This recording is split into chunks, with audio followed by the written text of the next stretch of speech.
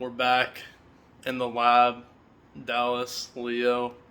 We built another web IoT device for ECE 140A, so we're going to demo it.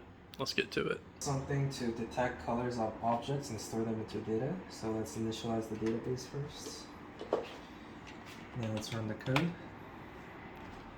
Oops, I started up. I'll refresh that. And as you can see here, we have a selection of 3 different objects that you can select to detect. Let's just select the red cup for simplicity, and then once you press the track object button, it will run the color segmentation option. And then once the code gets running, until it detects an object, the camera is going to pan side to side, and then when it does detect an object, it's going to try and center it, as shown here. And then when it does eventually send it into the object, then it's going to shut off the color segmentation video. And then when we run the display course function, it will use the GPS module right here to get the GPS coordinates of it. And then when we press store data, it is going to store one red cup along with the coordinates over here. Show them the GPS module. And now I will run the code again to see what it does when a second of the same entry is entered into this table.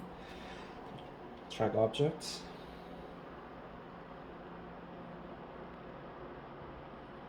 And as you can see here, it will, just like before, try and center into the object.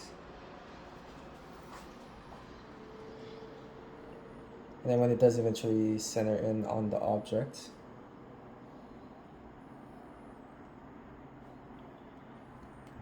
it's going to shut off the color segmentation code and then display coords. The coords are not changing obviously because we're not moving the GPS module, but when we do store data, it's going to store red cup 2 into the function, into the table.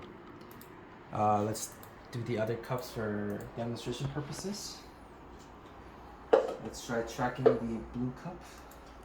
Please understand that this isn't the most accurate color segmentation code because these cups aren't completely blue, but they're also very transparent. So it detected the blue cup, but it detected very segmented parts of it, so it centered very quickly, and then when we display coords, nothing changes, and when we press store data, you can see blue cup is stored into the data. And then I will run the green cup for demonstration purposes.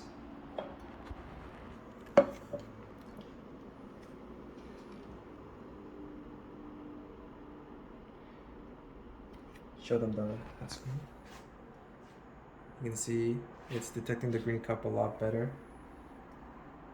So because this cup is transparent, it's shown very weirdly against the light, so it does have problem detecting it sometimes, but